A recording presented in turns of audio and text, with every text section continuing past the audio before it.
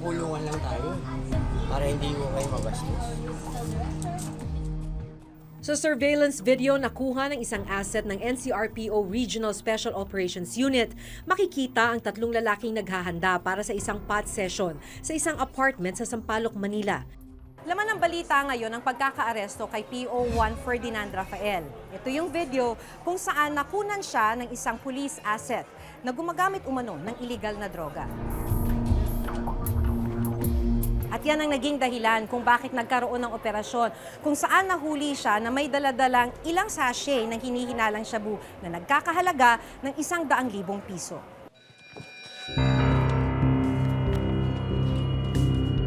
Ito ay na-recruit noong 1995 sa Special Action Force. Nag-awol siya the following year. For whatever reason, na-reinstate siya ng 2002. So, napag-alaman natin na may mga kasong na-file sa kanya kaya siya na-suspend. At nalipat siya ng Caloocan. But during the Kian case, where all of the members of Caloocan City Police Station, natanggal siya doon at nalipat sa Manila Police District. We have filed the necessary criminal cases against him, non-bailable. Ngayon, kagaya ng ibang kaso, this is a grave misconduct case. So pre-charge evaluation is being conducted at pag napatunayang mayroon siyang probable cause, so itong grave misconduct will be charged against him at ang nakikita nating sanction doon is also dismissal from the service.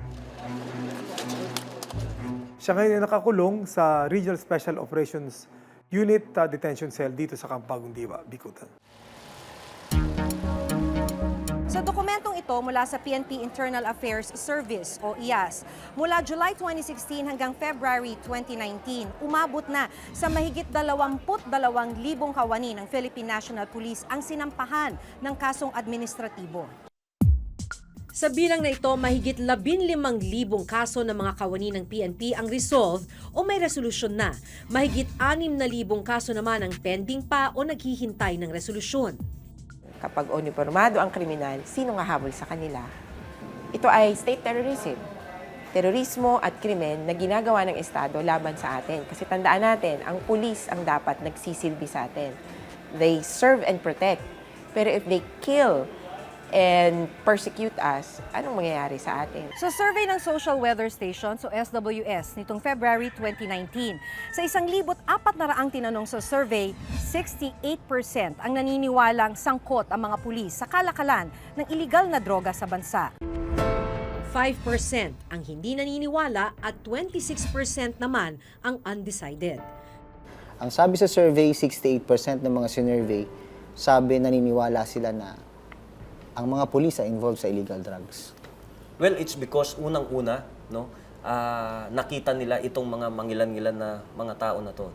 This is very dangerous actually, no. But I can assure the public na hindi po ito majority sa amin. Doon na lang sa na-dismiss na 2,500 kanina with more than 190,000 personnel. So ilang porsyento lang naman po ito. Sabi ko nga, itong maliit na porsyento na to, ito kasi ang nagbibigay ng masamang imahe sa Philippine National Police. Lumalabas na hinuhuli rin sila ng mga kapwa-pulis. Maganda yun. Yes, kaya po ang sabi ko nga is this is one way of balancing, no, itong aming war on drugs, no? Dahil nakita na natin ito na pwedeng abusuhin ng ating mga kapulisan. Ayon pa sa survey, 66% ang naniniwala na sangkot ang mga pulis sa umano'y extrajudicial killing o EJK sa mga drug suspect. 5% ang naniniwalang hindi sangkot ang mga pulis sa EJK ng mga drug suspects at 28% naman ang undecided. Matagal na nating sinasabi yan, involved ang pulis, may witness kami. Nung una hindi pinapaniwalaan, pero ngayon vindicated lahat ng mga witnesses, lahat ng nangahas na magsalita.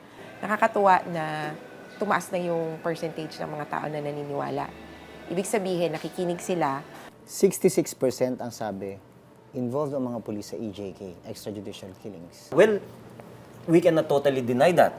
Remember, during the first few months of the Duterte administration, may mga lumabas na mga ninja cops, may mga aktibo at retirado mga pulis na na-involve sa killings. It's because of the drug war. Una, yung iba because of yung rivalry.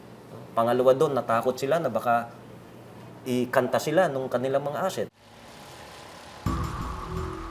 Ang dokumentong ito ay mula kay PNP Chief Oscar Albayalde. Nakalagay dito yung bilang ng mga pulis na nasangkot sa iba't ibang kaso. Mula yan July 2016 hanggang February 27, 2019. Nakalagay dito na yung dismissed from the service nasa 2,528. Yung mga na-demote, 507. At yung mga nasuspende, nasa 4,511. Kapag ang pulis na yung mismong masama, kasi ang lalabas, in danger tayo sa mismong dapat nagproprotekta sa atin. Kung ako ay isang sibilyan na may reklamo sa isang particular na pulis, paano mo ako kumbinsihin, sir, na kapag ako'y nagsuplong, hindi naman ako malalagay sa panganib? Yun ang isa sa mga concerns din ng mga tao. Alam nyo, ito pong nahuling mga pulis na ito ay bungsod na rin dun sa mga reklamo ng ating mga kababayan. No? Siguro kung walang magreklamo sa amin na isang tao na to ay nang-extort, nanghihingi ng pera sa mga nahuli or even sa mga inosenteng tao, then wala po itong sinasabi nating nahuli ng ating CITF na more than 400. Kaya nakita natin dito na marunong na po yung ating mga kababayan na magsumbong at hindi na rin sila natatakot. To serve and to protect. Ito ang mandato ng Philippine National Police.